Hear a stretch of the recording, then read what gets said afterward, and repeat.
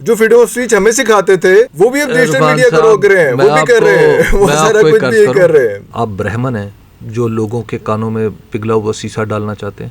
نہیں, it's not like that. Pashto لہجے میں انہوں نے کہا کہ یار تم تو اپنے آپ کو ضائع کر رہے ہو. میں نے کہا جی کیوں؟ انہوں نے کہا تم ایسا کرو, تم نا مجاہدین کی تربیت کیا. میں حبیب اکرم ہوں, اس حقیقت کو بھی نہیں جھٹلایا جا سکتا. سچ کیا ہے؟ سچ وہ اپنا اپنا ہو سکتا ہے. جھوٹ بنیادی طور پر سچ کا متضاد نہیں ہے. سچ کا متضاد نہیں ہے.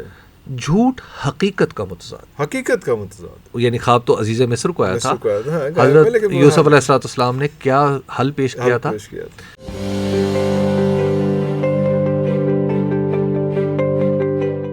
شروع اللہ کے 99 بابرکت ناموں کے ساتھ, جن ناموں کے ساتھ زمین اور آسمان کی کوئی شے بھی نقصان نہیں پہنچا سکتی, اور وہی سب سے بہتر سننے اور جاننے والا ہے. ہم شروع سے بچپن سے یہ سنتے آئے ہیں کہ کہتا ہوں سچ, جھوٹ کی عادت نہیں مجھے, لیکن یہ سمجھ نہیں آ رہی کہ سچ کیا ہے اور جھوٹ کیا ہے. ہر کسی کا سچ اپنا اپنا لگتا ہے, کسی کا جھوٹ اپنا اپنا لگتا ہے. کچھ سمجھ نہیں آ رہی کہ ہم کہاں پہ کھڑے ہیں اور کیا سچویشن آگے ہونے والی ہے. اسی سچویشن پہ اور فریڈم آف اسپیچ پہ بات کرنے کے لیے آج ہم نے ایک بہت ہی اہم شخصیت کو بلایا ہے. بہت پیاری شخصیت ہیں, بہت پرانا تعلق ہمارا ان کے ساتھ, اور آپ سب کا بھی تعلق ان کے ساتھ, اور کوئی تعارف کے زیادہ محتاج نہیں ہے. آج کل تو خاص طور پہ بالکل ہی محتاج نہیں ہے تعارف کے. ہم بات کریں جناب حبیب اکرم صاحب کی. سر بہت شکریہ. بہت شکریہ آپ کا. میرا خیال ہے کہ وہ جرنلزم سے گل آگے بات گئی ہے. Now it's Habib Akram. ماشاء اللہ, ماشاء اللہ. No no no not at all for you. Bobby courtesy ٹھیک ہے, لیکن پھر بھی حبیب صاحب شروع کہاں سے ہوا؟ مطلب you wanted to be a journalist اور بس کوئی اچانک ہی کسی نے دھکا دے دیا تو میں اس پہ آ گیا؟ اس کی وجہ یہ ہے عرفان صاحب کہ میری جو ایجوکیشن ہے وہ پراپر نہیں ہے. پراپر ایجوکیشن سے مراد یہ ہے کہ آپ اسکول سے فارغ ہوتے ہیں, پھر کالج, پھر یونیورسٹی, اور پھر آپ 1 ڈے گریجویشن کرتے ہیں, پھر آپ کا پروفیشن آپ اس کو آپٹ کرتے ہیں. میری ایجوکیشن چونکہ ٹکڑوں ٹکڑوں میں ہے, ٹوٹی پھوٹی ہے, اور وہ بالکل گنڈے دار سی ایجوکیشن ہے. اگرچہ کنکلوڈ وہ ماسٹرز پہ ہوئی اور LLB پہ ہوئی, لیکن سارا سلسلہ جو ہے وہ پرائیوٹ ہے. بٹس اینڈ پیسز میں جی, تو بچے انہوں سمجھ نہیں آ رہے کہ کس طرح ہے. وہ اس طرح تھا کہ ہم کچھ زیادہ امیر نہیں بلکہ کافی غریب تھے. اچھا, تو اس غربت کی وجہ سے آپ کے جو غریب گھروں کے بچے ہیں انہیں ذرا جلدی کام کرنا شروع کرنا پڑتا ہے. تو جب آپ کام شروع کرتے ہیں تو پھر ظاہر ہے ایجوکیشن آپ کی متاثر ہوتی ہے, تو بعض اوقات پھر فیسیں دینے کے لیے بھی پیسے نہیں ہوتے. تو نتیجہ یہ نکلتا ہے کہ پھر کام پہ آپ لگ جاتے ہیں. تو کام آپ شروع کرتے ہیں تو پھر بیچ میں اگر کسی کے اندر کوئی ہو کہ یار میں نے ایجوکیشن بھی لینی ہے, تو وہ پھر وہ اس زمانے میں تو پرائیویٹ سلسلہ ہوا کرتا تھا کہ آپ نے 2 سال تیاری کی, BA کر لیا, پھر 2 سال تیاری کی, ماسٹرز کر لیا. تو جی, تو اس دوران میں پھر ہمارے کام تھے جو ہم مزدوری کیا کرتے تھے مختلف قسم کی. تو بس یہ اس طرح پھر جب ایجوکیشن کمپلیٹ ہوئی, تو جب ماسٹرز ہوا پولیٹیکل سائنس میں, تو پھر کچھ اندازہ ہوا کہ زندگی کے شعبے کون کون سے ہیں اور آپ کے لیے کون سے موضوع ہیں. تو اسی زمانے میں کچھ مطلب وہ مولانا حسرت موہانی کا شعر ہے کہ ہے مشق سخن جاری چکی کی مشقت بھی, ایک طرفہ تماشا ہے حسرت کی طبیعت بھی. تو اس میں ہوا یہ کہ ہم چلاتے تو بس کیا تھے, اب مجھے بہرحال وہ جو ہر پیشہ ایک معزز پیشہ میں چلاتی رہی وہ چلاتی, تو ہم چکی چلاتے رہے. تو لکھنا پڑھنا جو تھا وہ بہرحال کہیں نہ کسی صورت میں جاری رہا, پڑھنا زیادہ لکھنا کم. تو اس میں پھر یہ اندازہ ہوا, کچھ دوست بھی ایسے مل گئے کہ انہوں نے کہا کہ تمہارے لیے شاید زیادہ موزوں پیشہ جرنلزم ہے. ارے واہ. تو ایک دفعہ بحث کرتے تھے آپ, کیا انہوں نے فیصلہ کیا کہ یار تو جرنلزم کر لے؟ بس آپ کے دیکھنے کا سٹائل ہوتا ہے چیزوں کا. میں آپ کو ایک بات بتاؤں کہ میں سعودی عرب میں بغرض مزدوری وہاں پہ تھا. ابھی مزدوری بار بار کہہ رہے ہیں, واز اٹ ایکچولی مزدوری یا کوئی جاب؟ جی, اٹ واز ایکچولی مزدوری. دیکھیں آپ شروع مزدوری سے کرتے ہیں, پھر آپ تھوڑا بہت سیٹنگ کر لیتے ہیں. تو ایک جگہ پہ سعودی عرب میں ایک جگہ میری ذمہ داری تھی کہ میں اس گاؤں میں بجلی نہیں تھی, تو وہاں پر گورنمنٹ نے پرائیویٹلی لوگوں کو ٹھیکہ دے رکھا تھا کہ وہ انجن اور جنریٹر ایک بڑا سیٹ رکھتے تھے. تو اس پہ ایک آدمی رکھ دیا جاتا تھا, وہ ٹھیکیدار جو بھی ہوتا تھا وہ ایک آدمی رکھ لیتا تھا. ٹھیک ہے. تو وہ چونکہ اس کا شور بہت ہوتا تھا تو میں اس گاؤں سے دور ایک قبرستان تھا اور اس قبرستان کے ساتھ ایک وہ انجن لگا ہوا تھا جس کی دیکھ بھال اور اس کو وقت پہ چلانا اور بند کرنا میری ذمہ داری تھی. تو and back in what was the year 94 94 اچھا جی ہاں 94 30 سال پہلے 30 سال تو میں بہت میری عمر بڑی کم تھی تو بڑا میں تو اس وقت میں نے یہ کیا کہ اب میرے پاس ٹائم تھا تھوڑا سا اکیلا مجھے مسئلہ تھا اکیلا رہنا اور اس اکیلے رہنے میں میں نے یہ کیا کہ وہاں پر جو آکسفورڈ یونیورسٹی ہے انہیں خط لکھنا شروع کر دی کہ مجھے تم انڈیکس بھیجو اپنا جو کتابوں کی فہرست ہے جو چھاپتے ہو وہ بھیجو. اچھا وہ فہرست میں نے منگوا لی انہوں نے بھیج دی وہ پاکستان کی طرح تو نہیں ہے آپ وہ پورا رسپونڈ کرتے ہیں ہر میل کو. اچھا تو خط لکھنے کے بعد انہوں نے جب پھر میں نے کچھ کتابیں ان سے کہی تو انہوں نے وہ کتابیں بھی بھیج دی تو میں نے بڑی چھوٹی چھوٹی بچت کر کے وہ کتابیں جو ہے وہ پڑھنا شروع کر دیں. اچھا اور بہرحال تو وہاں پہ ایک دفعہ وہ جو صاحب تھے ٹھیکیدار وہ ایک دن آئے تو اس میں میری ذمہ داری یہ تھی کہ میں دیگر ذمہ داریوں کے ساتھ کہ میں انجن کو ہر مناسب وقفے کے بعد دھویا بھی کروں گا اور صاف بھی کروں گا. تو ایک دن میں نے کافی کپڑے گندے سے پہنے ہوئے ظاہر ہے اس طرح کے کام میں جو ہوتے ہیں تو میں اس کو صاف کر رہا تھا تو وہ صاحب آئے تو ان کا نام تھا سالم اللہ تعالیٰ ان کی مغفرت کرے. تو سالم صاحب آئے تو وہ اس وقت بزرگ تھے تو اپنی گاڑی پہ دور سے مجھے دیکھا انہوں نے کہ میں کام کروں تو مجھے انہوں نے آ کے کہا کہ ہاں بھائی کیسے چل رہا ہے تمہارا کام اور وہ بہت بڑا آدمی تھا اگین نیچے سے اوپر آیا ہوا تھا تو مجھے اس نے عرب تھا تو مجھے کہنے لگا وہاں بیٹھ کے نا تو کہہ رہے ہیں اول لڑکے جی جناب انہوں نے کہا جی چائے میرے لیے لے کے بناؤ چائے اور میں نے کہا جی میں بالکل ٹھیک ہے میں نے چائے بنائی تو اس نے کہا اجلس بیٹھو یہ ہمارے پاس. میں نے کہا ہاں جی. اس کے بعد انہوں نے مجھے اپنی زندگی کی کہانی سنائی اور ساتھ میرا تبصرہ بھی لیتے رہے کہ اس کے بعد مجھے کہنے لگے کہ یار میرا نا تمہارے لیے ایک مشورہ ہے. میں نے کہا جی بتائیں. اس نے کہا تم یا تو یہاں پہ مجھے بتاؤ کسی یونیورسٹی میں کسی کالج میں تمہیں لے کے جاتا ہوں یا تو تم یہاں پڑھو یا تم جاؤ پاکستان اور وہاں پڑھو اور پڑھ کے یا تو تم پڑھایا کرو یا تم مبلغ بن جاؤ. تو he knew that you are in touch with Oxford no not at all. وہ تو لکھ بھی نہیں سکتے تھے. نہیں تو ان کو پتہ نہیں باڈی لینگویج سے لگا کے سے اور گفتگو سے انہوں نے کہا کہ تم موزوں آدمی ہو یا تو جا کے پڑھاؤ یا یہاں پڑھاؤ یا یہاں پڑھاؤ. دوسری بات یہ ہے کہ پاکستان جاؤ مزید تعلیم حاصل کرو مبلغ بن جاؤ. اور تیسری بات یہ ہے کہ اگر تم ان دونوں میں سے کوئی کام نہیں کر پاتے تو تم ایسا کرو کہ تم پھر یہاں پہ سعودی عرب میں تمہیں کچھ اچھی تمہارے لیے کچھ کرنے کی کوشش کرتا ہوں لیکن اس کے لیے تمہیں یہ سند تو چاہیے ہوگی اور جو تمہارے پاس نہیں ہے کوالیفیکیشن چاہیے ہوگی نا جو تم پاکستان جاؤ تو پھر وہ کر لو. اچھا ان تینوں صورتوں میں میری نوکری جاتی تھی. ظاہری بات ہے یہاں تو نہ رہو تم. پہلی اس میں جو انڈر لائن چیز تھی وہ یہ تھی کہ یہاں تو نہ رہو. ہاں تو لیکن مجھے اپنا گھر بھی تھا دیکھنا سارا شوق سے تو نہیں کوئی پردیس گیا ہوا نا. لیکن اس کے بعد عرفان ایسے پیچ پڑے کہ آج جب میں مڑ کے سوچتا ہوں کہ اس آدمی نے جو کچھ کہا تھا وہ حرف بہ حرف نہیں تو لفظ بہ لفظ ضرور پورا ہوا. ارے اللہ اکبر.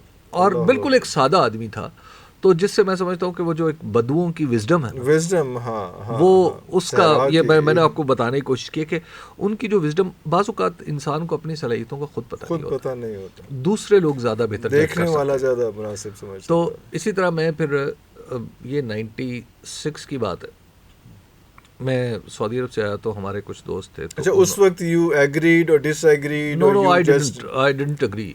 Obviously آپ کا bread and butter وہ تھا تو آپ کا دوست کان سے نکالے اور دوسرے کان سے ایک کان سے سنی اور دوسرے سے نکال دی. اس کے بعد مجھے ایک دفعہ سوات جانے کا اتفاق ہوا تو سوات ان دنوں came back to پاکستان اور اس کے بعد سوات گیا. تو اس وقت میں پاکستان میں خرات کا کام کرتا تھا تو میں وہاں پہ گیا تو میرے دوستوں کے ساتھ دوست میرے سارے پڑھے لکھے تھے مطلب وہ کالج یونیورسٹی میں پڑھ رہے تھے تو میں ان کے ساتھ مل جل کے پرائیویٹلی پڑھ لیتا تھا. وہ ریگولر پڑھ رہے تھے آپ پرائیویٹلی, لیکن ان کے ساتھ تعلق مسلسل تھا. تو بلکہ ایک کو تو شاید آپ جانتے خرم کلیم صاحب, جی جی جی, خرم کلیم صاحب بڑے سینئر جرنلسٹ ہیں, ان کے ساتھ جی جی, تو ان کے ساتھ ہم وہ تھے محرک اس کے, تو وہ مجھے لے گئے ساتھ. تو اب جیسے نوجوان کرتے ہیں بسوں میں اور ویگنوں میں, ہم بھی اسی طرح کبھی گانا گا رہے ہیں, کبھی کچھ لطیفے سنا رہے ہیں. تو کچھ ہوا تو جب ہم سوات میں اترے ایک جگہ, تو ایک بزرگ جو بس میں بیٹھے ہوئے تھے, انہوں نے مجھے کہا کہ اچھا راستے میں جو شگل بس میں جو ٹائم گزارنے کے لیے جو ہنسی مذاق ہو رہا ہوتا ہے, وہ گانے تو یہ کوئی ٹپے ہو رہے ہیں. اچھا بالکل, تو اس طرح کا. تو مجھے انہوں نے بلایا اپنے پاس. ویسے تسی گانا سامنے کر نہیں سنا سیٹ میں پرانا تعلق 20 سال میرے ساڑھے تعلق میں بھی ہو گیا جی. تو اس میں مجھے بلا کے کہنے لگے, کہتے ہیں کہ یار نوجوان, وہ پشتو لہجے میں, انہوں نے کہا کہ یار تم تو اپنے آپ کو ضائع کرو. میں نے کہا جی کیوں؟ انہوں نے کہا تم ایسا کرو, تم نا مجاہدین کی تربیت کیا کرو. یہ وہ زمانہ تھا 96 میں وہاں پہ, اور مجھے یہ کانٹیکسٹ سمجھ نہیں آیا تھا, بعد میں سمجھا. لیکن سوات ایریا تو سارا سوات ایریا وہی والا, لیکن وہ بعد میں ہوا مائنڈ سیٹ. اچھا بعد میں ہو, لیکن یہ میں آپ کو 90s کی بات بتا رہا ہوں. مجھے انہوں نے کہا تم مجاہدین کی تربیت کیا کرو. میں نے کہا جی میں مجاہدین کی تربیت, اب آپ ذرا تصور کریں کہ مجھے کوئی کہے مجاہدین کی تربیت, تو میں نے کہا جی میں انہیں کیا کیا. انہوں نے کہا تمہاری اسلام کی معلومات بڑی اچھی ہیں, یہ تو میں نے تم سے بھی گفتگو کرتے ہوئے جو تم دوست آپس میں کر رہے تھے تو نہیں پتا سی, تو وہ میں نے تم سے سنی ہے, تو لہٰذا اور تم اچھا بیچ میں کچھ ہوا یہ کہ شاید کسی نے کچھ بات کی جس میں میں نے شاید کوئی جس طرح بحث ہو رہی ہوتی ہے, تو میں نے شاید کسی آیت کا حوالہ دیا, کوئی ریفرنس کوٹ کیا, اتنے سیریس ریفرنس تھے کہ وہ اگلے چونک گئے. ریفرنس کوٹ کیا تو ظاہر ہے ایک آدمی جس نے تھوڑی سی قرت بھی جس کو آتی ہو, اور یا تجوید کے ساتھ جس نے قرآن پاک پڑھ رکھا ہو, تو اس کے لیے کچھ زیادہ مسئلہ نہیں. تو خیر, لیکن باقی لوگ وہ صاحب چوک, انہوں نے کہا تمہاری تو معلومات بڑی اچھی ہیں, تو لہٰذا تم تو یہ کیا کرو. He was unknown to me. تو اس کے بعد جناب میں بڑا تھوڑا حیران بھی ہوا, اور مجھے ان صاحب کی بات بھی یاد آ گئی جو میں سعودی عرب کے ایک ریگستان میں صحرا میں سن چکا تھا. آنیسٹلی اسپیکنگ اس وقت خیال نہیں تھا, لیکن بعد میں جب الٹیمیٹلی لکھنا پڑھنا کچھ تھوڑا بہت ہوا, تو پھر that is how I came into journalism, اور پھر ایک رپورٹر بنا میں کراچی میں, اور پھر ایک وہ کہتے ہیں کہ once a reporter always a reporter, but that was a finance reporting, I think finance reporting سب سے مشکل, خشک سمجھی جاتی ہے, خشک تھی. لیکن اس وقت اب بھی شاید ایسا ہی ہے کہ اس وقت بھی جو فائنانس جو رپورٹر تھے نا, جو بزنس اینڈ فائنانس کرتے تھے, ان کے پیسے ذرا اچھے ہوتے تھے, کیونکہ پڑھنے لکھنے کا کام ہوتا تھا, وہ ایک ہر بندہ نہیں کر سکتا تھا اس کو, تو اس وجہ سے پھر تھوڑا جس کو بزنس سینس ہے, جس کو میٹرکس دیکھنے آتے ہیں, چیزیں آتی ہیں, فگرز کے ساتھ کھیلنا آتا ہے سارا, وہ اسی کو سمجھ آ سکتا ہے. Exactly, not everybody can do it. اس کے بعد پھر جو ایک رپورٹنگ کا سفر شروع ہوا, وہ تھوڑا سا صرف پالیٹکس میں چلا گیا, لیکن بہرحال ٹھیک رہا. ویسے کہ ویسے سو پالیٹکس کی تو خیر بات ہم ساتھ کرتے رہیں گے, لیکن اس کے بعد جو بات جہاں سے شروع ہوئی تھی کہ سچ ہر کسی کا اپنا ہوتا ہے, جھوٹ ہر کسی کا اپنا ہوتا ہے. Do you agree with that اور ناٹ؟ دیکھیے یہ آج کا آپ کا یہ جو ہے نا, یہ ایک سند ہوگی یہ اگلی جنریشنز کے لیے جو جرنلزم پڑھ رہے ہیں, جو ڈیجیٹل میڈیا میں ہیں یا جو سوشل میڈیا پہ کام کر رہے ہیں سارے, تو اس لیے بڑا اہم آج کا یہ ٹاپک ہے. لفظ ہیں دو, ایک ہے سچ اور ایک ہے حقیقت. حقیقت میں آپ کوئی تبدیلی نہیں کر سکتے. آپ عرفان اصغر ہیں, میرے سامنے بیٹھے ہیں, اس میں اس کمرے میں موجود ہیں یا دیکھنے والا کوئی بھی اس حقیقت کو جھٹلا نہیں سکتا. میں حبیب اکرم ہوں, اس حقیقت کو بھی نہیں جھٹلایا جا سکتا. یہ ہے حقیقت. سچ کیا ہے؟ سچ وہ اپنا اپنا ہو سکتا ہے. میرے لیے آپ بڑے اچھے آدمی ہیں, کسی اور کے لیے ادروائز ہو سکتے ہیں.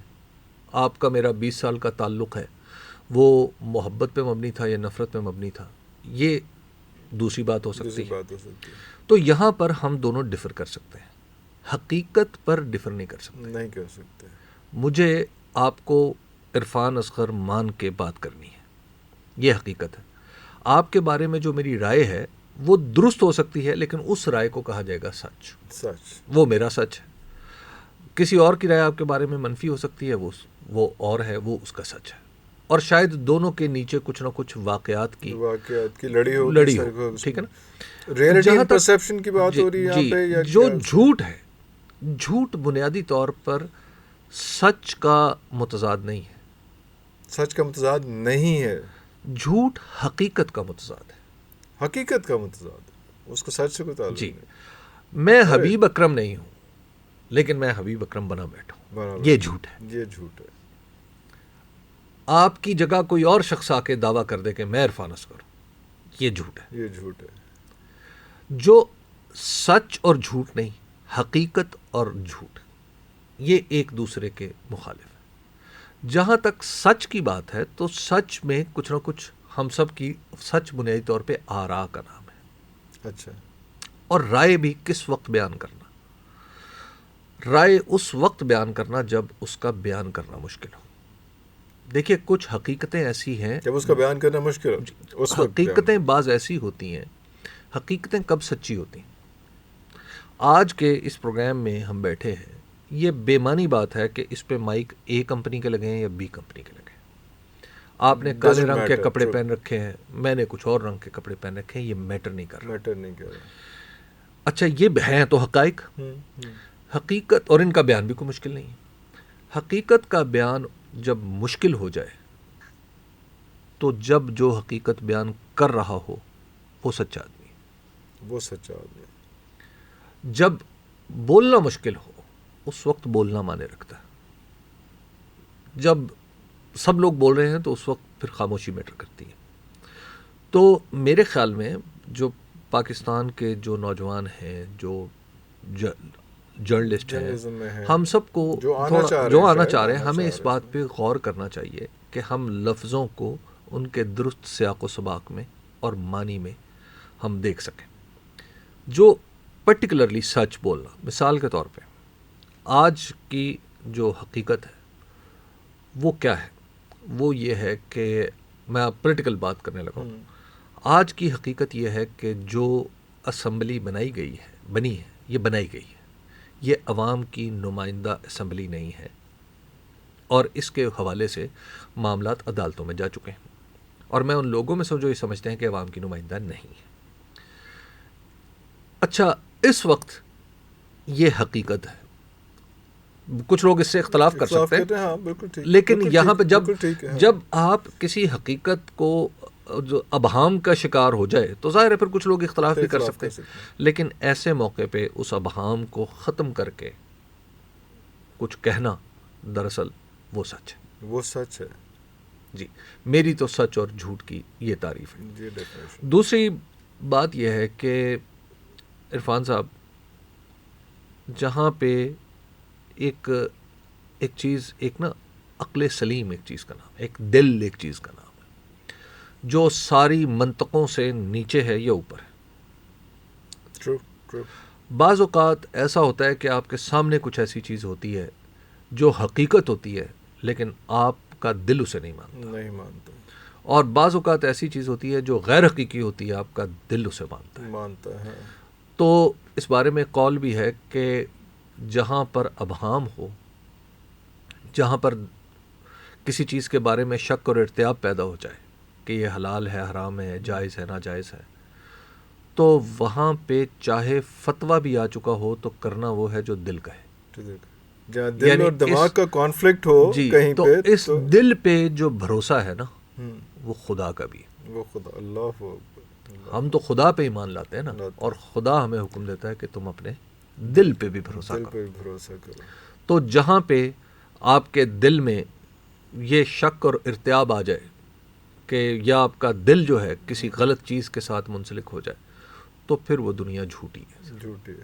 اچھا آپ کا ایک بڑا انٹرسٹنگ سچویشن ہے، اگر میں اس کو ڈیفائن کروں شاید آپ کر پاؤں یا نہ کر پاؤں. آپ وہ ہیں جو پہلے کے جو جرنلسٹ تھے ان کے ساتھ بھی آپ نے کام کیا، آپ سے پہلے کے جو تھے شامی صاحب اور اس لیول کے لوگ، اور اس کے بعد جو نئی جنریشن آئی ہے اس کے ساتھ بھی آپ کام کر رہے ہیں. تو ڈفرینس آپ کیا دیکھ رہے ہیں جرنلزم کا رویوں کی بات نہیں میں کہہ رہا. کیا وہ پہلے کا جو تھا کوئی اچھی بہتر صحافت تھی, اس کے بعد کیا بیچ میں آپ کے ٹائم کے آپ کے جو کنٹمپریریز تھے ان کا کیا رویہ تھا, اور اس کے بعد پھر اب جب آپ باقی لوٹ کے ساتھ بیٹھتے ہیں, اور اکثر میں نے آپ کو پروگرام میں دیکھا کافی آپ بیزاری میں بیٹھے ہوتے ہیں کہ یار اب برداشت بھی کرنا ظاہری بات ہے, اس میں چاند پہ جا کے تو کام ہو نہیں سکتا, کام تو انہیں لوگوں کے ساتھ ہی کرنا ہے. تو وہ کیا آپ کو لگتا ہے جو ایک عرفان, دو چیزیں, جہاں پہ حقائق ہوں اور جو شخص جرنلسٹ ان حقائق کی بنیاد پہ اپنی رائے بنائے, تو میرے لیے تو مجھے بڑا اچھا لگتا ہے اس سے بات کرنا بھی, چاہے وہ ایک مختلف رائے رکھتا ہو, لیکن حقائق تو متفق نہ ہے نا, لاجک تو ہوں نا. ہوا میں بات اب جہاں پہ بالکل حقائق سے بے خبری ہو, حقائق کا تعین بھی درست انداز میں نہ کیا گیا ہو, اور اس کے بعد پھر اسلوب بھی نہ ہو, تو مجھے تھوڑا سا غصہ بھی آتا ہے اور تھوڑا برا بھی لگتا ہے. اچھا, غصہ جو ہے وہ عمر کے ساتھ ساتھ شاید بڑھ جاتا ہے, تو اس وجہ سے یہ تھوڑی سی وہ جو آپ نے بیزاری والی بات کی ہے, برداشت کا لیول ایسا ایسا گھٹتا جاتا ہے.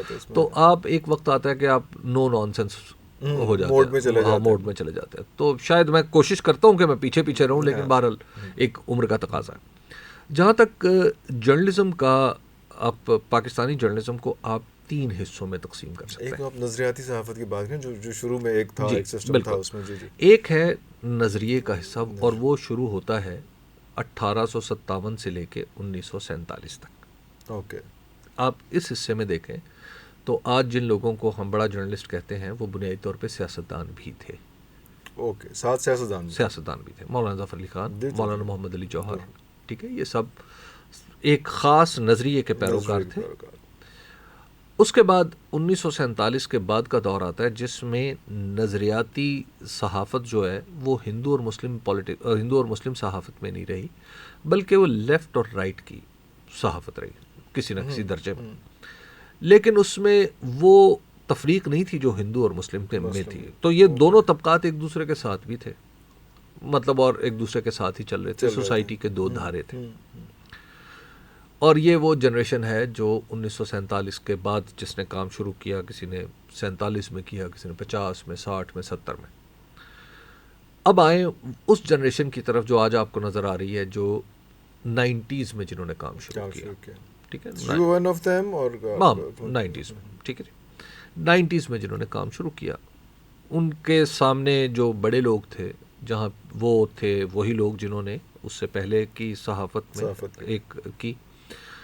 ہم لوگ جو تھے وہ نظریاتی جگڑ بندیوں سے جس کی آپ بات کر رہے ہیں, یہ صحافت جو ہے وہ نظریاتی تو تھی, لیکن یہ لیفٹسٹ اور رائٹسٹ میں.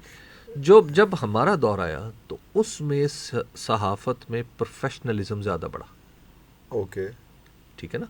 مثال کے طور پہ پہلے زمانے میں, مطلب ایون آپ لیٹلی دیکھیں, نوائے وقت میں مجید نظامی صاحب کی خبر بعض اوقات 3 کالم, 4 کالم, 2 کالم, تو 2 کالم سے نیچے تو پاسبل ہی نہیں تھا. ٹھیک ہے, وہ بیک پیج پہ, فرنٹ پہ چھپتی تھی. ٹھیک ہے, ایڈیٹر کی حیثیت اتنی مستحکم تھی. اچھا, مولانا ظفر علی خان کی آپ اخبار اٹھا کے دیکھ لیں, اس میں بھی ان کا جو مقالہ افتتاحیہ ہے وہ پہلے صفحے پہ چھپتا تھا. اچھا, اب آپ ذرا دیکھیے کہ اسی نسل سے تعلق رکھنے والے جو مجیب الرحمان شامی صاحب, نظامی صاحب سے تھوڑا سا نیچے, اب آپ شامی صاحب کو دیکھیں تو شامی صاحب آج بھی ایک نظریاتی استدلال رکھتے ہیں. شاید وہ پاکستان کے اس آخری جرنلسٹوں کی نسل سے ہیں جو یہ استدلال رکھتے ہیں نظریاتی. اچھا, آپ اس سے اتفاق کریں یا اختلاف کریں وہ الگ بات ہے. ایٹ دا سیم ٹائم ان کی صحافت میں پروفیشنلزم بہت بڑا ہوا ہے. آپ مجیب الرحمان شامی صاحب کی خبر روزنامہ پاکستان کے فرنٹ پیج پہ, بیک پیج پہ نہیں دیکھیں گے. ایسا ہی ہے. ٹھیک ہے, روزنامہ جنگ میں آپ میر شکیل الرحمان صاحب کی خبر فرنٹ یا بیک پہ نہیں دیکھیں گے. اچھا, اسی طرح ہارونز کی یا سیگلز کی خبر آپ ڈان کے فرنٹ بیک پہ نہیں دیکھیں گے. پرسنل پروپیگنڈا نہیں ہے, یہ اس میں پرسنل چیزیں ختم ہو گئی. ٹھیک, لیکن پہلے یہ ایک انٹیگرل پارٹ, یہ مسٹ تھا. جی, یہ ایک ضروری چیز تھی. اچھا, تو وہ جو اب شامی صاحب نے, جو شامی صاحب از دا کڑی between the old school and new school. اچھا, ٹھیک ہے, وہ کڑی ہیں جنہوں نے نظریات کے باوجود پروفیشنل جرنلزم کو فروغ دیا. اوکے. پھر اس میں روزنامہ جنگ کا کردار ہے, ڈان کا کردار ہے, سارے اچھا وہ سارے لوگ, اچھا جو ڈان کے ایڈیٹرز تھے, طاہر مرزا صاحب, احمد خان صاحب, یہ سارے وہ لوگ تھے جنہوں نے یہ سارا سلسلہ دیکھ رکھا تھا. یہ وہ کڑیاں تھی جنہوں نے ایک موڑ کے اس کو ایک پروفیشنلزم کی طرف دھکیل دیا. تو آج ہم جس صحافت کی آپ اور میں بات کرتے ہیں, یا جو آج کل کے جرنلسٹ ہیں, ان میں یہ فرق ہے کہ وہ زیادہ پروفیشنل ہے, ایک بات. ایٹ دا سیم ٹائم لیکن جو ان کا اسکل سیٹ ہے وہ بہت ویک ہے compare to the old school. مطلب اسکل سیٹ کو کیسے ڈیفائن کریں گے؟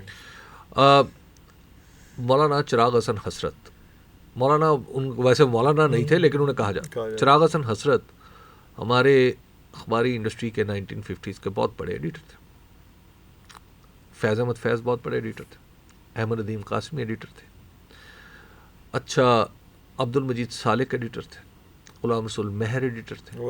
اچھا یہ جو ایڈیٹرز تھے, آپ ذرا ان کی جو دیگر کتب انہوں نے لکھی ہیں, آپ ان کی شاعری اٹھا کے دیکھیے. چراغ حسن حسرت کی شاعری کے بارے میں میرا خیال یہ ہے کہ چراغ حسن حسرت اتنا بڑا شاعر ہے کہ جو کل شاید ڈسکور ہوگا. ابھی وہ انفولڈ نہیں ہوا. بہت تھوڑی شاعری لیکن کمال شاعری. اچھا فیض احمد فیض وہ اخبار کے ایڈیٹر تھے, ٹھیک ہے. اب آپ ذرا درجہ دیکھیں ان ایڈیٹروں کا, ٹھیک ہے.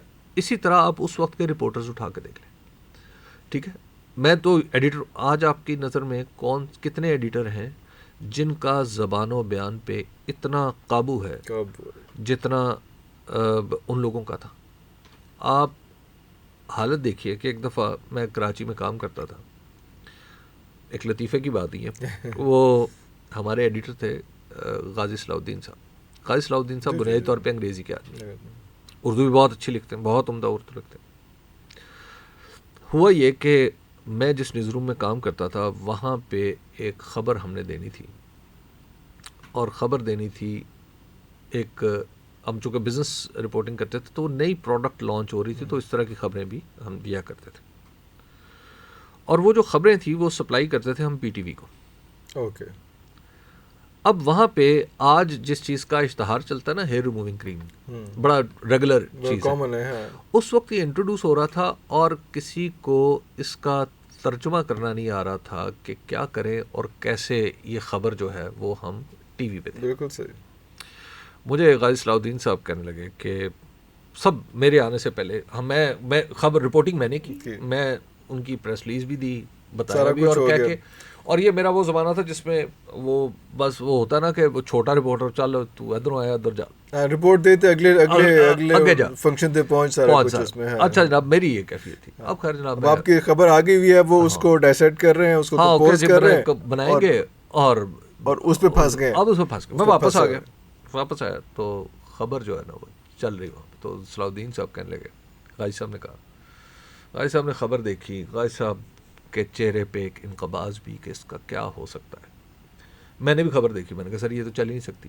اچھا میں چونکہ چھوٹا سا آدمی تھا اس لیے جلدی بول پڑا. انہوں نے کہا کہ اچھا بنا کے دکھاؤ. اب میں بھی پھنس گیا کہ کیا بناؤ. اچھا میں نے وہ خبر بنانا شروع کی, تو میں نے کہا سر خبر بنا لوں گا. کہنے لگے اگر تم خبر بنا لو گے تو میں تمہیں 1000 روپے دوں. اس وقت 1000 روپیہ تو اچھا جناب. تو اور میں چونکہ ایک غریب آدمی بھی تھا تو اس کو 1000 روپے آتے ہوئے نظر آ رہا, تو اٹریکشن بھی بہت بڑی تھی. میں نے خبر بنائی, میں نے کہا جی یہ لے. انہوں نے مجھے جیب سے 1000 روپے خبر پڑھ کے دے, اور پھر لہرائی نیوز روم والوں کا خبر ایسے بنا. اب اس ہیئر ریموونگ کریم میں آپ اس وقت کا کانٹیکسٹ سمجھیں. میں نے اس کو کیا لکھا, میں نے کہا جی یہ خواتین کے استعمال کی کریم. That's all about it. That explains all. That explains all.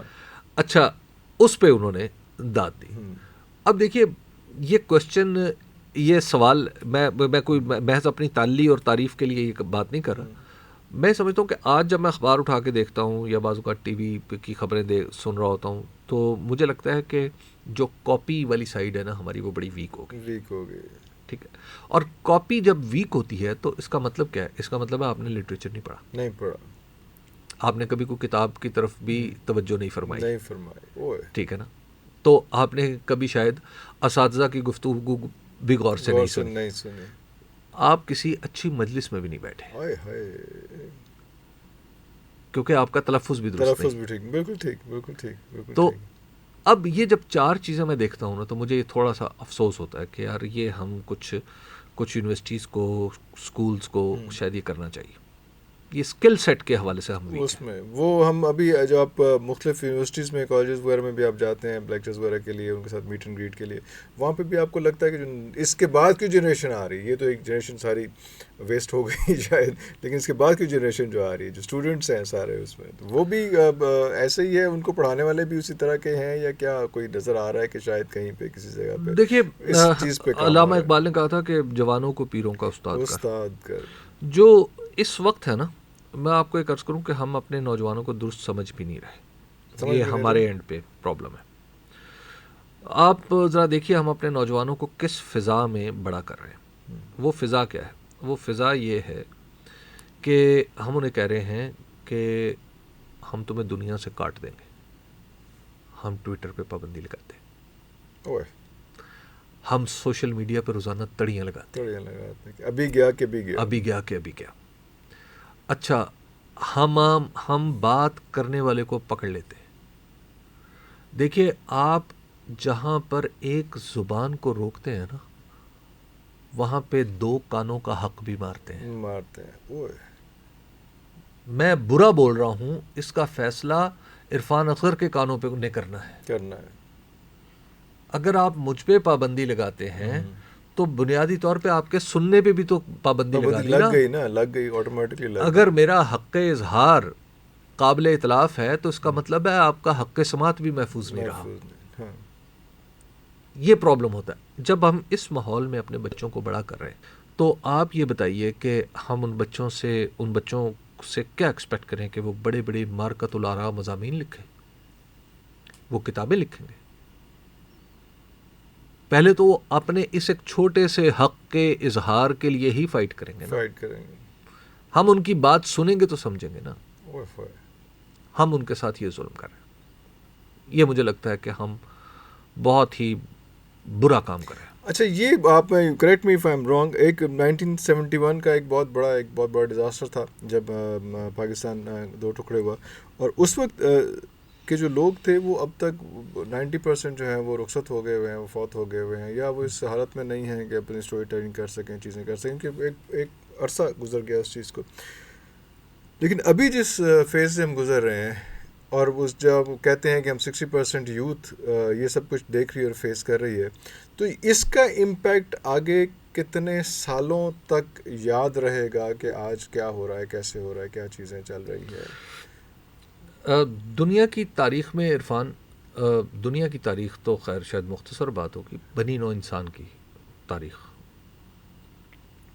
جب سے آپ اور میں پیدا ہوئے ہیں، خواہ ہم کسی روح کی صورت میں پیدا کیے گئے، اور خواہ بعض علماء جیسے کہتے ہیں کہ ہم نے کوئی ارتقاء کی شکل اختیار کی، جب سے انسان کو اپنے وجود کا احساس ہوا ہے، اور یہ نہ جانے کب سے ہوا ہے، اس وقت سے لے کے آج کی تاریخ تک دنیا میں کبھی بھی علم کی اور خبر کی مساوات قائم نہیں ہوئی. ایسا نہیں تھا کہ ہر کسی کے پاس علم تھا یا ہر کسی کے پاس خبر تھی. علم کے حصول کے لیے ضروری تھا کہ آپ کے پاس بہت سارا پیسہ ہو تاکہ آپ کسی استاد کے سامنے ذان طلب مستحق کر سکیں. دوسری کوالیفیکیشن تھی کہ آپ کو پڑھنا آتا ہو، اور پھر تیسری کوالیفیکیشن تھی کہ آپ کتاب خرید سکیں، اور اس زمانے میں کتاب عمرا ہی صرف خرید سکتے تھے. بالکل صحیح، ٹھیک ہے. اچھا، آج کا زمانہ یہ تھا، اور یہ زمانہ چلتا رہا ہے، آپ یوں کہہ لیجئے کہ 1990 کی 2000 تک چلتا رہا. اچھا، ٹھیک. میں تو شاید بہت پہلے کی بات کر رہا تھا جہاں پہ ہینڈ ریٹن بکس ہوتی تھی، تو اس لیے کاپیز نہیں زیادہ. اچھا، اس کے بعد آ گیا پریس آ گیا. ہاں، پریس نے کتاب سستی کر دی، لیکن اس کے لیے اگین کوالیفیکیشن تو تھی نا کہ پڑھنا آتا ہو اور کچھ پیسے ہوں. کچھ پیسے ہوں اور شعور ہو, شوق بھی ہو. وہ تو باقی الگ چیز ہے نا. بیسک جو میٹیریل کوالیفیکیشنز تھی کہ آپ کو پڑھنا آتا ہے, اور دوسری بات یہ ہے کہ آپ کے پاس کتاب خریدنے کے پیسے, you have coins in your pocket. ٹھیک ہے. آج کے زمانے میں علم اور خبر کی مساوات اس طرح قائم ہوئی ہے کہ نہ آپ کو اس کے لیے پیسے چاہیے, نہ آپ کو اس کے لیے پڑھنا آنا چاہیے, نہ آپ کو کوئی زبان کی پابندی ہے کہ جناب مجھے تو پنجابی آتی ہے تو میں کوئی دوسری زبان میں لکھا ہوا یا دوسری زبان میں کہی گئی بات سمجھ نہیں سکتا. آج کی دنیا میں آپ زبان کی پابندی ختم.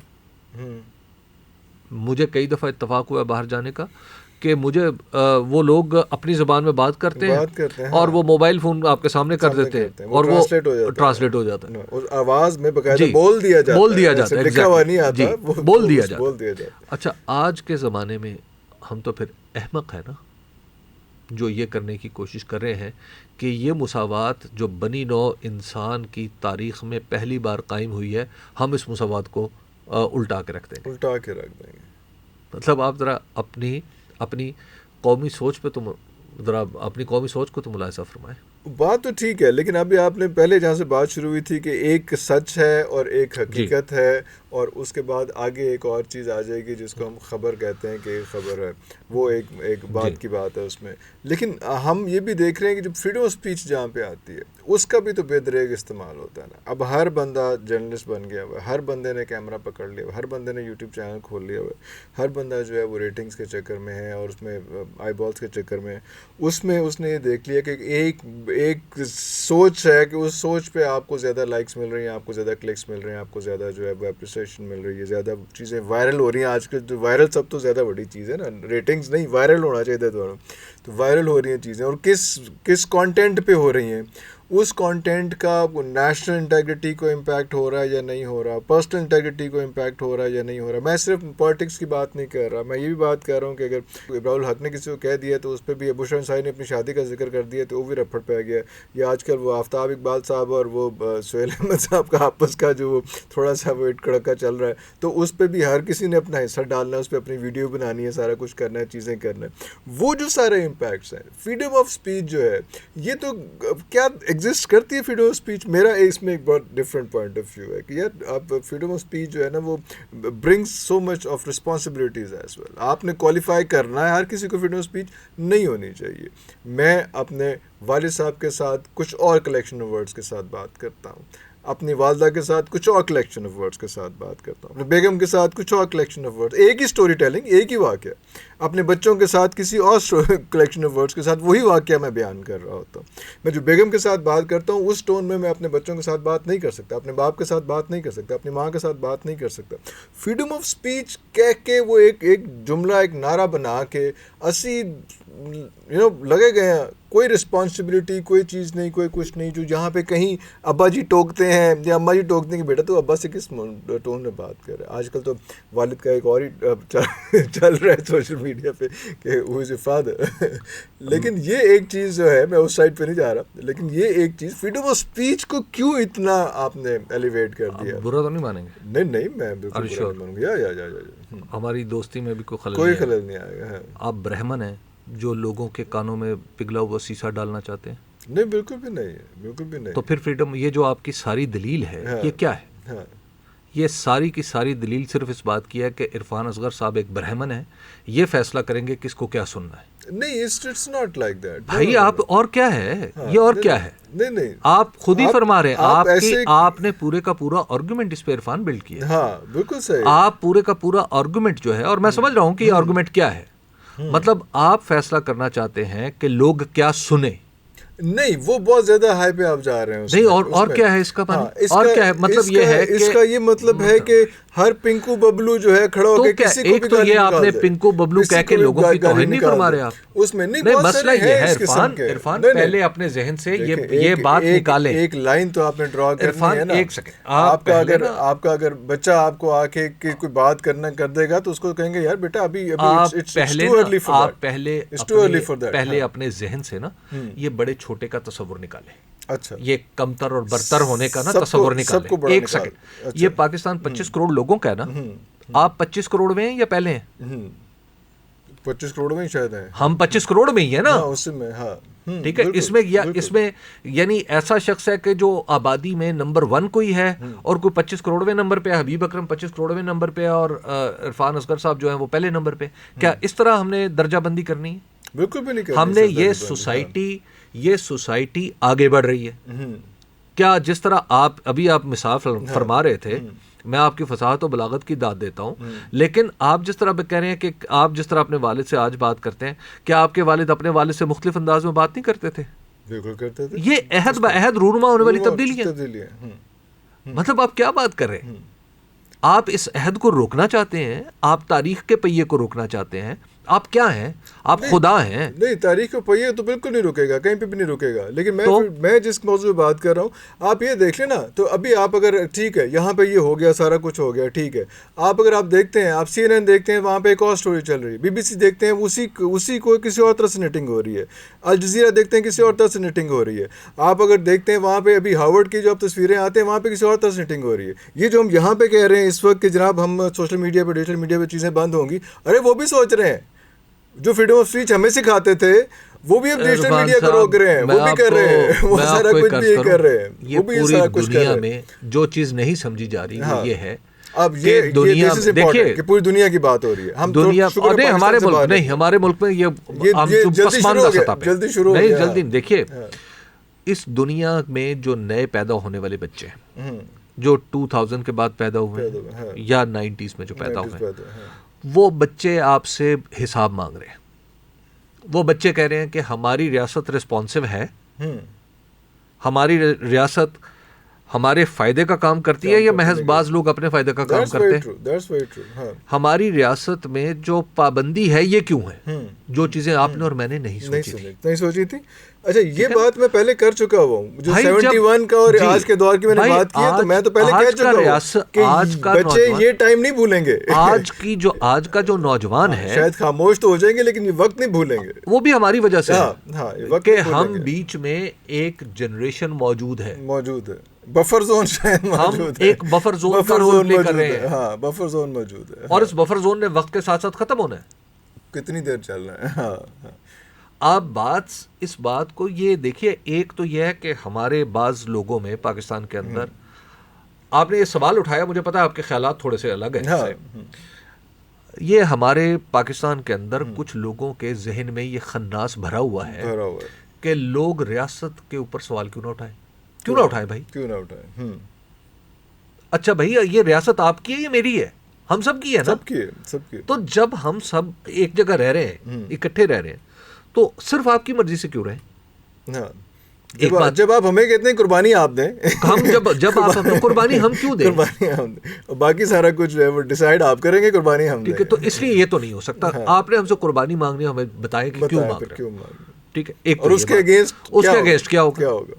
اچھا, جب آپ کا, اگر میں دیکھیے سوشل میڈیا کیا کر رہا ہے, سادہ انداز میں, چلیے بھدے انداز میں, یہی سوال ہی تو پوچھ رہا نا آپ سے. ٹھیک ہے, آپ وہ سوال کا جواب دے دیں.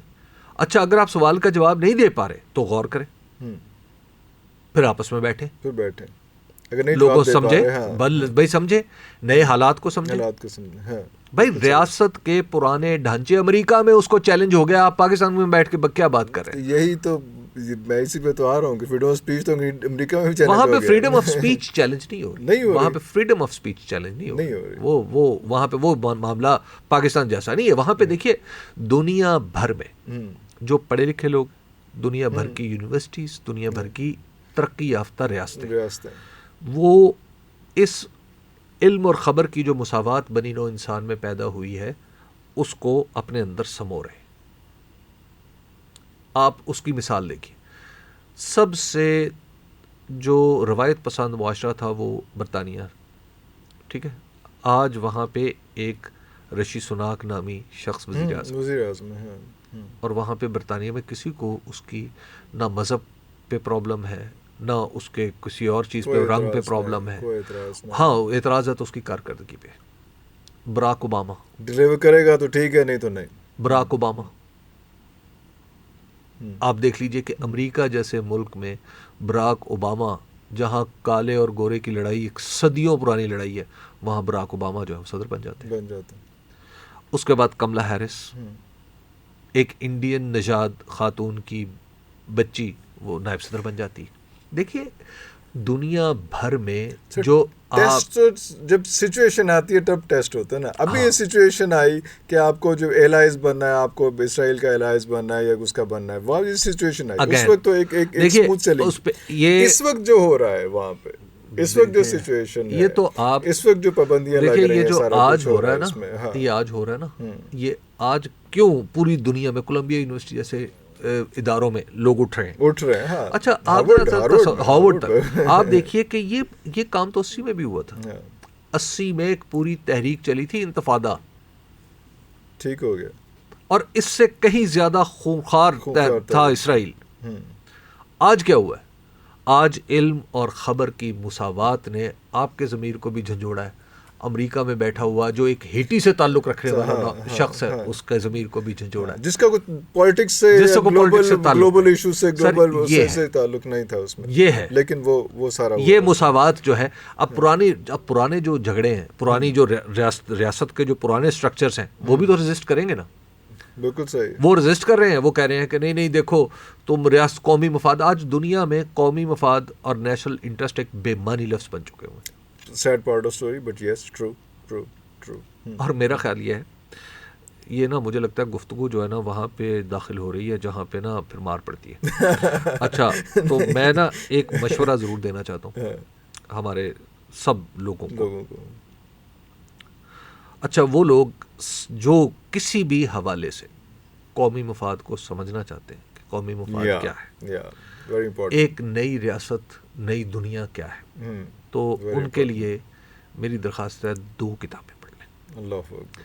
ایک کتاب، دونوں کتابوں کا مصنف ایک ہی، مصنف کا نام ہے ہنری کسنجر. ایک کتاب ہے ورلڈ آرڈر. چلیں وہ ذرا بڑی کتاب ہے آج کل کے لحاظ سے، اس کا آخری چیپٹر ہے کوئی 35-36 صفحوں کا. کم از کم وہ پڑھ لیں، کم از کم وہ ضرور پڑھ لیں. ٹھیک ہے، دی ورلڈ آرڈر. ہاں، دی ورلڈ. اور دوسری کتاب ہے آرٹیفیشل انٹیلیجنس. یہ 2 صرف کتابیں، اور وہ جو ہے بالکل ایک سمجھیے کہ 70-80 صفحے کی کتاب ہے. یہ 2 کتابیں خدا کا نام ہے پاکستان کے ہر پولیٹیکل سائنس ڈپارٹمنٹ میں، پاکستان کے NDU میں، اور جہاں جہاں اسٹریٹجی، نئی دنیا کے بارے میں کچھ پڑھایا جاتا ہے وہاں پہ یہ کتابیں ضرور پڑھائی جائیں. اور اگر میرے پاس وقت نہیں ہے، میں اپنے دوسرے سلسلے میں بھی مصروف ہوتا ہوں، ورنہ میرا دل چاہتا ہے کہ اگر میں کوئی ترجمہ کروں تو شاید میں ان 2 کتابوں کا ترجمہ کروں. ضرور کروں. بلکہ یہ اگر خاص طور پر آپ نے بتایا کہ ورلڈ آرڈر کے لاسٹ 35-40 پیجز، اور یہ دوسری والی جو ہے ویسے ہی زیادہ بڑی نہیں ہے کتاب اس میں، تو آئی تھنک یہ تو ہمت کرنی چاہیے. جن کو زیادہ انگریزی اچھی آتی ہے وہ پڑھ لیں. پڑھ لیں. اچھا، جو انگریزی میں تقریریں کرتے ہیں ان کو وہ پڑھ لیں. بالکل صحیح ہے. اس میں 5th generation war, are we prepared for it, یا ہم نے آپس میں ہی 5th جنریشن وار ہے کیا ویسے؟ اب وہ یہی ہے، ڈیجیٹل میڈیم ہی ہے اور سوشل میڈیا ہی ہے اور سارا کچھ ہے. یعنی وہ کیا چیز ہے جس کو کہیں گے کہ یہ چلیے یہ ڈیجیٹلی چلایا گیا بم ہے؟ ہاں، یا پروپیگنڈا کہہ لیں، پروپیگنڈا وار کہہ لیں. پروپیگنڈا وار تو ویسے شروع سے ہی ہوتی تھی. پروپیگنڈا تو وہ ہوتا ہے جب کوئی اور مخالف آواز نہ اٹھ رہی ہو، اس صورت کو پروپیگنڈا کہتے ہیں نا. ادروائز تو کوئی چیز پروپیگنڈا نہیں. دیکھو مخالف آواز نہ اٹھ رہی ہو، وہی پروپیگنڈا ہوگا نا. ہاں ٹھیک ہے نا، وہاں اس صورت کو پروپیگنڈا کہیں گے. ہاں، جب ایک آواز بھی اٹھ رہی ہے، دوسری بھی اٹھ رہی ہے، تیسری بھی اٹھ رہی ہے، چوتھی بھی اٹھ رہی ہے، تو پھر پروپیگنڈا کیا ہے؟ تو کرنا کی ہے پھر ایسے؟ یہ تو آپ نے بتایا کہ کوئی جنگ شروع ہو گئی ہے، ہمیں پتہ ہی نہیں چلا. ہاں، 5th جنریشن وار کی بات. یہ جنگ شروع نہیں ہے تو جنگ کب سے چل رہی ہے. سب اس کی لپیٹ میں آ رہے ہیں سارے آہستہ آہستہ. اچھا، پتہ نہیں، مجھے نہیں پتا ابھی اس کو. مجھے میری معلومات کی حد تک اور یہ جنگ ابھی شروع نہیں ہوئی، اور نہ اس طرح کی کوئی جنگ ہے نہیں ہوئی. اچھا، مطلب آپ ہوا میں تلواریں چلاتے مطلب کیا ہے؟ اس کا کوئی امپیکٹ نہیں آئے گا. کیا امپیکٹ ہے؟ پروپیگنڈا کا کوئی امپیکٹ نہیں آئے گا. بھائی لفظ پروپیگنڈا جو ہے وہ کیا ہے بھائی؟ وہ ایک فضا کا نام ہے نا. ایک فضا ایک ماحول ایسا ہے کہ جس میں عرفان اصغر صاحب تو بول سکتے ہیں، میں نہیں بول سکتا، وہ ہے نا پروپیگنڈا. پھر جو عرفان صاحب کہیں گے وہ پروپیگنڈا، وہ تو پروپیگنڈا نہ ہوا، میرا خیال ہے وہی تو پروپیگنڈا بھائی، وہ فضا ہے نا، یہ سیکنڈ ورلڈ وار سے پیدا ہوا نا یہ لفظ. ہاں بالکل صحیح. ہاں جی، وہاں سے یہ سیکنڈ ورلڈ وار سے جرمنی کے اندر اس نے ڈرم بیٹ کرنا شروع کیا، ایک point of view drum beat کرنا شروع کیا، اس حد تک ڈرم بیٹ کرنا شروع کیا کہ دوسرے کی آواز نہیں، دوسرے کی آواز اٹھنے نہیں دی گئی، اٹھنے نہیں دی گئی. یہ ہے پروپیگنڈا، یہ پروپیگنڈا. اچھا، اس کو بائی فورس، جی اس کو دبا دیا گیا، صرف ایک سائیڈ نیریٹو جو آیا تو وہ پروپیگنڈا ہے، وہ پروپیگنڈا. اور اس کا کوئی ابھی آپ کو اگلے نیئرسٹ فیوچر میں کوئی حل نہیں نظر آتا. بھائی ریاستوں کو اپنی ساخت بدلنی ہے. یہ جتنے کچھ آرگومنٹ آ رہے ہیں نا، یہ بنیادی طور پہ ان سوالوں کا جواب نہ دینے کی وجہ سے آ رہے ہیں. بھائی میں آپ سے پوچھ رہا ہوں کہ یہ آپ نے موبائل کہاں سے لیا؟ ٹھیک ہے، آپ مجھے بتا رہے ہیں تو منہ نہیں تو کیا ہے. میں نے آپ سے کہا سر یہ میں منہ دھو کے آ جاتا ہوں، میں منہ دھو کے آ گیا، میرا سوال ول ریمین دیر، میں منہ دھو کے آیا، میں نے کہا سر یہ موبائل کہاں سے لیا؟ چنگا نہیں تو دوبارہ. پھر آپ نے میرے کپڑوں پہ اعتراض کر دیا، پھر میرے جوتوں پہ اعتراض کر دیا. ٹھیک ہے، آخر میں جب آپ سے میں بازی نہیں آ رہا تو اب آپ کہہ رہے ہیں کہ جا میں نہیں دسنا، تو نے حد ادب بھی تو نے پار کر لی ہے، تو گستاخ بھی ہے، تو قومی مفاد کے خلاف بھی ہے، تو غدار بھی ہے، تو یہ بھی ہے، تو وہ بھی ہے. بھائی آپ مجھے بتا دیں نا یہ موبائل کہاں سے ہے، بس دیٹس اٹ، مجھے یہ بتا دیں. میرا کیا پرابلم، میں آپ سے کچھ کہنا چاہ رہا ہوں، اور جب مجھے اپنے سوال کا جواب نہیں ملے گا تو میں فلیئر اپ تو کروں گا. تو پھر آپ نہیں، میں فلیئر اپ بھی نہیں کر رہا. آپ مجھے کہہ رہے ہیں کہ اچھا تو جب بے شک تو نے جانا تو جا دفعہ ہو جا، جیل میں ڈال دیں گے. اچھا یار، پھر میں چپ کر جاؤں گا. اگر تم جب میرے چپ کرنے کے بعد یا مجھے چپ کرا دیے جانے کے بعد آپ کہیں کہ یہ موبائل فون جو ہے یہ تو دراصل میری ایجاد ہے، اور کوئی آپ کے سامنے سوال نہ اٹھے، قبرستان کی خاموشی ہو، تو اس صورتحال کو پروپیگنڈا کہتے ہیں. تو لہٰذا مجھے تو کوئی وارفیئر نظر نہیں آ رہی. کچھ نہیں ہے، بالکل سکون بھی تو نہیں ہے. سکون کس کو نہیں ہے؟ مجھے تو میں ابھی پچھلے دنوں لندن گیا تھا، سارے لوگ سکون میں تھے، ڈیجیٹل میڈیا چل رہا تھا، سوشل میڈیا چل رہا تھا، حکومت کو کوئی پریشانی نہیں تھی، کسی کو کوئی فرق نہیں پڑ رہا تھا، کوئی مسئلہ نہیں. میں نے پھر امریکہ فون کیا ایک دوست کو کہ تیرے پاس چل رہا ہے. میں نے کہا تیرے پاس کوئی رولا پڑا ہوا ہے؟ اس نے کہا ٹک ٹاک کا رولا پڑا ہوا ہے. میں نے کہا کس وجہ سے؟ انہوں نے کہا یار وہ ڈیٹا بیٹا کی وجہ سے. میں نے کہا نہیں، اس پہ کوئی کنٹینٹ کا مسئلہ ہے؟ انہوں نے کہا نہیں کنٹینٹ کا تو کوئی مسئلہ نہیں. میں نے 2-4 اور ملکوں میں بھی فون کیا، ڈیٹا ٹرانسفرنگ کی وجہ سے وہ مسئلہ، وہاں پہ بھی وہ نہیں ہے، یہ صرف پاکستان میں ہی. So what is the remedy؟ کس چیز کی؟ Where we are going towards؟ بھائی آپ ڈاکٹر کے پاس گئے، آپ کہہ رہے ہیں کہ جناب ڈاکٹر صاحب دیکھنا ذرا مجھے کیا ہو گیا. ٹھیک ہے، وہ ڈاکٹر نے کہا نہیں ٹھیک ہے ماشاء اللہ تو چنگا پلان جا. وہ کہہ رہے نہیں میں مجھے درد ہو رہی ہے، میرا دل بیٹھ رہا ہے، لیکن وہ ڈاکٹر کہہ رہا ہے کہ نہیں کیا مسئلہ ہے. بھائی جان آپ کو ای سی جی لگا کے تھے تب بھی ٹھیک ہے، ٹھیک ہے، آپ کا بلڈ پریشر ٹھیک ہے، آپ کا سارے وائٹلس ٹھیک ہیں، تو اب پھر پتہ نہیں ہے آپ کو کیا، پھر آپ کا کوئی مسئلہ، پھر آپ کا کوئی مسئلہ. تو پھر آپ دوستوں سے اٹھے بیٹھے ہیں، دوستوں کے ساتھ یہ پرچی لے کے آپ واپس آ جائیں گے کہ آپ بالکل ٹھیک ٹھاک ہیں. ہاں ابھی ہمارے پاس یہی ہو رہا ہے اس میں. جی ابھی یہ جو چھوٹا سا کرائسس آیا ویٹ کا، یہ کیا کہاں پہ میل فنکشن ہوا اور کیا ہوا؟ یہ بھی لوگ جو ہے آج کل بہت زیادہ سننا چاہ رہے ہیں، جاننا چاہ رہے ہیں اس میں کہ یہ کہاں پہ پرابلم آئی. کیا ہمارا پہلے بھی ایسا ہوتا رہا ہے کہ ہم لوگ باہر سے ویٹ امپورٹ کرتے رہے؟ کیا ابھی جو ہے ایک پرابلم آئی کہ ہم نے اپنا گیج ہی نہیں کیا کہ یہاں پہ کتنے ویٹ کی ہو رہی ہے؟ جب روٹی مہنگی ہوتی ہے تو اوبیسلی اگلا کسان کہے گا کہ یار میں نے اس بار تو ویٹ اگانی ہے تاکہ ویٹ کا کرائسس آ رہا ہے. ایک بات کو سمجھیں عرفان صاحب، یہ جو کرائسس ساری باتیں یہ کسی نے نہیں سوچی، یہ جو کرائسس ہے یہ کچھ اور ہی تھا. یہ جو کرائسس ہے یہ کس چیز کا؟ سرپلس کا کرائسس ہے یا شارٹیج کا کرائسس؟ سرپلس کا تھا، باہروں بھی آ گئی ہے، ادھر بھی آ گئی ہے. سرپلس کا کرائسس ہے. اچھا، جو سرپلس کا کرائسس مینیج کرنا ہوتا ہے وہ کس نے کرنا ہوتا ہے؟ حکومت نے. بھائی سمپل سی بات ہے کہ سرپلس کا کرائسس ہے، सरप्लस का क्राइसिस कैसे होता है? और सरप्लस का क्राइसिस क्यों होता है? क्राइसिस तो डेफिशिएंसी में होता है, शॉर्टेज में होता है, ठीक है। Crisis, अच्छा, और आपको बताया क्या जा रहा है, आप जरा देखिए कि आपको बताया जा रहा है कि देखो वो जो है ना, वही बात, मोबाइल फोन कितना है, जा मुंह तो क्या। अच्छा, बात ये है कि भाई आपके पास माशाल्लाह इस बात पे खुशी मनाए कि पाकिस्तान के पास गंदुम है, बाहर से भी आ गया, अपने पास भी, और हमें शायद अगले 2 साल इंपोर्ट करने की भी जरूरत ना पड़े। हाँ, तो आप इस बात पे खुशी मनाए ना। तो आप क्या कर रहे हैं, आपने रोना शुरू कर दिया। इसका मतलब क्या है कि आप निकम्मे हैं, नालायक हैं। अच्छा, ये भी नहीं हो सकता था कि चलो ठीक है इंपोर्ट भी हो गई, यहाँ पे भी एक बल्क बम्पर क्रॉप हो गई, सारा कुछ हो गया, तो अब ये सड़कों पे फेंकने या सड़कों पे ऐसे करने की बजाय, क्योंकि ये जो जनरेशन हैं उन्होंने सीखने सुनने वाली बात है कि वो उसको यार अब एक्सपोर्ट कर दो। अगर तुम्हारी कंजम्पशन ज्यादा हो गई, हाँ, से ज्यादा पड़ी यार, हो गया डिजास्टर, हाँ, हो गया, चलो ठीक है, उन बंदों को पकड़ो, जो मर्जी करो, क्या जो भी है, लेकिन एक जो बाय द बुक एक चीजें हैं कि उन पे आप एलिगेशंस लगाएं, जो भी करें, जो पॉलिटिक्स करनी है करें, सारा कुछ करते रहें, लेकिन जो इतनी सरप्लस आ गया है, जो एक्सेसिव है, उसको रोटी सस्ती नहीं हो सकी, फिर भी इतनी ज़्यादा गंदम होने के बजाय, और उसके बाद आप उसको सरप्लस को, बहुत से मुल्क ऐसे हैं जो चाहेंगे कि यार हमें दे दो। तो सर, आप मसला ये है कि जब आप देखिए, पाकिस्तान में एक चीज़ वाफर पाई जाती है, वो है नालायकी। मैं कह रहा गंदम निकालो, नहीं, पाकिस्तान में नालायकी जो है ना, वो नीचे से ऊपर तक आपको इतनी वाफर मिलेगी ना, आप खुदा की कसम, अब तो हम एक्सपोर्ट करने लग गए, मतलब नालायकी उसकी वजह।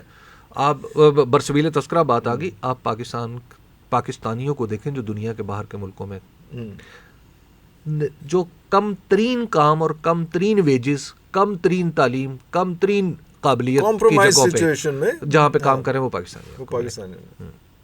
तो लिहाजा हम तो नालायकी एक्सपोर्ट भी कर रहे हैं, ये तो बड़ा काम हो गया हमारे पास, और इस पर हम खुश भी हैं। हाँ, नालायकी देखें वाफर है पाकिस्तान में। मतलब आप जरा तसव्वुर करें कि सरप्लस है आपके पास और आप रो रहे हैं, ढेर लगे हुए, हाँ, और आप उसको कंज्यूम नहीं कर रहे कि बाहर बेच दो, कुछ कर दो। वो जो कंपनीज, प्राइवेट कंपनी जिन्होंने इंपोर्ट की थी, कोई ऐसी प्राइवेट कंपनी जो इनको एक्सपोर्ट भी कर सके इन चीज़ों को। आप जरा तसव्वुर कीजिए कि हिकमत और फरासत किसे कहते हैं। हज़रत यूसुफ अलैहिस्सलाम को ख्वाब जो आया था वो क्या था? गायों का ख्वाब, यानी ख्वाब तो अजीज़ मिस्र को आया था। हज़रत यूसुफ अलैहिस्सलाम ने क्या हल पेश किया था कि पहले तुम्हारे पास सरप्लस है, ठीक है, उसके बाद शॉर्टेज आएगी, ये था ना। अच्छा, अब आप जरा तसव्वुर करें, आप इसे कहते हैं फरासत। अच्छा, नबी का फैसला क्या था? नबी ने कहा, एक पहली बात ना, कही चाबियां तो मुझे दे दो ताकि मैं तुम्हें मैनेज करके दूं। और दूसरी बात है कि सरप्लस पे उन्होंने क्या किया था? स्टोर किया था। तो इसका अगले 7 सालों के लिए और इसका मतलब क्या है? इसका मतलब यह है कि सरप्लस किसका मसला होती है? स्टेट का।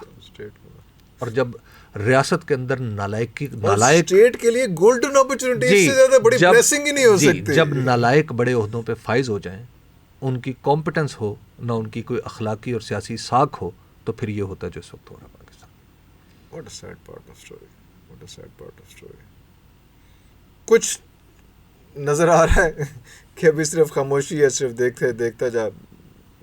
मुझे अभी मैं इलेक्शन में जब मैं गया, तो मुझे चित्राल से लेके कराची तक लोगों से मिलने का, और आपको पता है अपनी रिपोर्टिंग सारी थड़ों की है, चहखानों की है, तो बड़े बड़े लोगों तक तो अपनी रज़ाई नहीं है। तो मुझे चित्राल से, दरिया चित्राल के किनारे से लेके कराची में बहरे अरब के किनारे तक मैं मुख्तलिफ लोगों से मिला, दोस्तों से।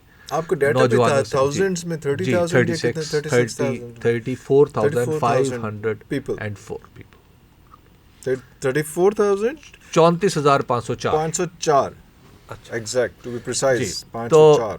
अच्छा, और उसमें मैं लोगों से बैठा, उनके साथ चाय पी, खाने खाए। मुझे सिर्फ एक चीज़ जिससे मेरी उम्मीद बंध गई, वो उम्मीद पता क्या है? लोगों के अंदर इरफान साहब एहसास ज़ियां बहुत बढ़ गए। لوگوں کو لگ رہا ہے کہ یار ساڑھے نال ہاتھ ہو گیا, حد ہو گیا. ہم نے ٹائم ویسٹ کر دیا ہے. اوہ ہوئے اوہ ہوئے ہوئے. سر, جس سوسائٹی میں احساس زیاں بڑھ جائے نا, اس کا مطلب ہے اب اس نے اپنے آپ کو درست کرنا ہے, درست کرنا ہے. اب اس نے اپنے آپ کو ٹھیک کرنا ہے, اور انشاءاللہ یہ ٹھیک کرے گا. And it might take little more amount of time, but وہ جو ہے وہ شاید وقت کا دھارا تھوڑا سا لمبا ہو جائے, لیکن وہ sooner or later جو ہے اب اسے ٹھیک وہ کرنا چیز ہے. ہے. اللہ اکبر. وہ بخلا یہ بہت بڑی ہوپ ہے, یہ بہت بڑی بات ہے اس میں. اور اصل زیاں جو ہے نا وہ احساس زیاں کا جانا ہے. علامہ اقبال نے کہا تھا نا کہ وائے ناکامی متائے کارواں جاتا رہا, کارواں کے دل سے احساس زیاں جاتا ہے. احساس زیاں جاتا رہا. تو جب احساس زیاں واپس آ گیا تو متائے کارواں بھی کاروں میں واپس آ جائے گا. اس میں وہی بات کہ تھوڑا سا ٹائم زیادہ لگ جائے, کچھ ہو جائے, لیکن وہ جو ہے وہ and of the day, and of the time وہ ہم نے یہ سارا کچھ انشاءاللہ ٹھیک ہونا ہے. تو یہ بڑی آپ بڑی شکر ہے کوئی تو اس کی خیر دی گل کی تھی, ہوپ نکال دیتی. اسی خیر کی بات سے جناب ہم حبیب اکرم صاحب کا شکریہ ادا کرتے ہیں, اس وعدے کے ساتھ کہ جب ہم آپ کو دوبارہ بلائیں گے آپ ضرور تشریف لائیں گے. اور ابھی تو یہ ویسٹیج اور احساس زیاں کی بات کر رہے ہیں, لیکن کبھی اس وقت بھی بیٹھیں گے کہ جو ہم کہیں گے کہ yes we have done something good, اور انشاءاللہ بہتر معاشرے کے لیے ہم دوبارہ بیٹھیں گے اور سکسیس سٹوریز کی ڈسکشن کریں گے اس میں. تب تک لیے اجازت دیجیے. پاکستان زندہ باد.